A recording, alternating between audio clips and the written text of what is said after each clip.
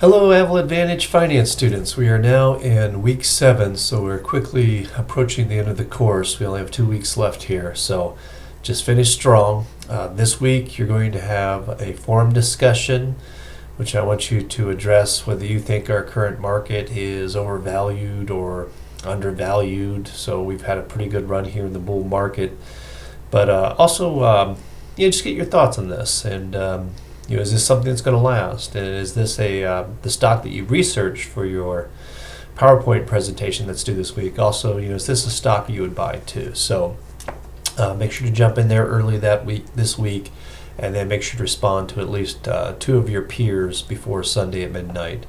Again, you also have that PowerPoint presentation. You don't have to write a paper, but you have to address all those questions and that we looked at earlier in the course. We started to look at which company you were going to analyze, but go through that list. If you have any questions, do let me know.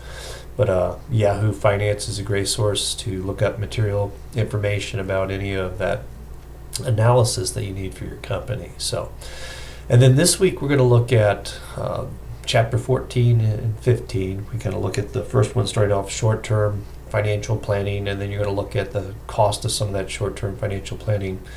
One of the ways a corporation can start doing short-term financial planning is what's called a percent of sales method. So you assume the company is going to grow at a certain rate, and then you project what your cash needs are going to be or what your discretionary financing is going to be. So if the company is growing very rapidly, you're most likely going to have to go out there and access some type of capital, whether it's borrowing through a bank, issuing new stock, issuing new bonds. So again, I think growth is a good thing. So, and how the company goes about that is going to determine on interest rates in the market, what the credit agencies are, how it's going to impact your overall borrowing cost. If you're taking on too much debt, it's probably going to increase some of your borrowing costs. So there's a balance there. But for now, this chapter just kind of addresses that, hey, we need to go out and figure out we're going to have to get some additional capital. And if we look at on page 441, they give a really nice example there. They show a different growth rates at 0%,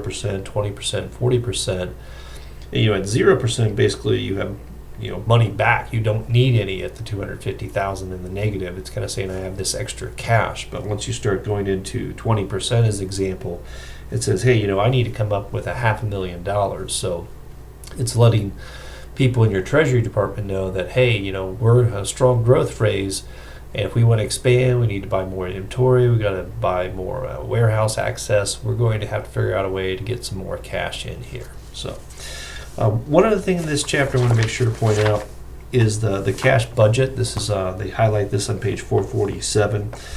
And again, this is even during the year, going out projecting out for a few years, and even personally, you should keep track of your own cash budget. Because it tells you those periods in business, it goes up and down. There's not smooth transitions, especially this time of year in retail. A lot of the cash flows come in during December and after January. So there's probably a lot of purchasing of inventory right now this time of year to get ready for the Christmas sales season. And some of that revenue may not be recognized until some of that payment comes in January. So you have to recognize when cash flows are coming in, when cash flows are coming out. Example of cash outflows can be utilities, it can be labor expenses, it can be taxes. And then again, revenues, depending on whether you have a product or service, when are those coming in and how we're collecting those. And that's kind of what the next chapter ties in, chapter 15.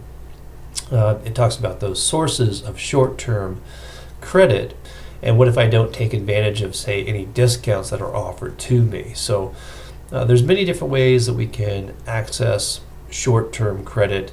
It could be through banks, it could be through commercial paper, it could be through using inventory as collateral. And they give a lot of examples in this chapter 15.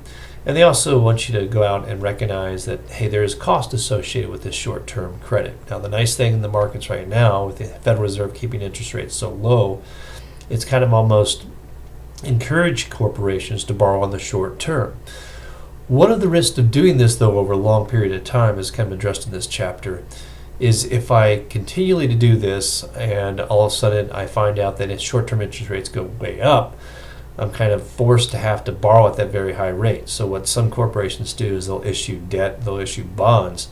So they don't get into this panic mode of all of a sudden saying, "Oh, I need a whole bunch of cash flow coming in." Well, they'll kind of have what's called a relaxed strategy that, and then maybe I just finance what I need in short-term debt as I go through these business cycles.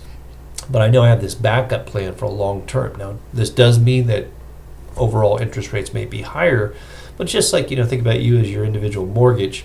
You could have a 30-year mortgage or you could have a 15-year mortgage. Well, you could have a much lower interest rate on a 15-year mortgage as opposed to a 30-year mortgage. But trying to come up with a monthly payment every month with a 15-year mortgage, well, that mortgage payment is going to be a lot larger. So again, it's trying to come up with that cash flow and what's our strategy. We have that.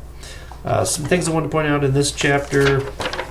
Again, these are short chapters, but especially with that borrowing cost, I can almost guarantee you it's going to be an exam question on your last exam.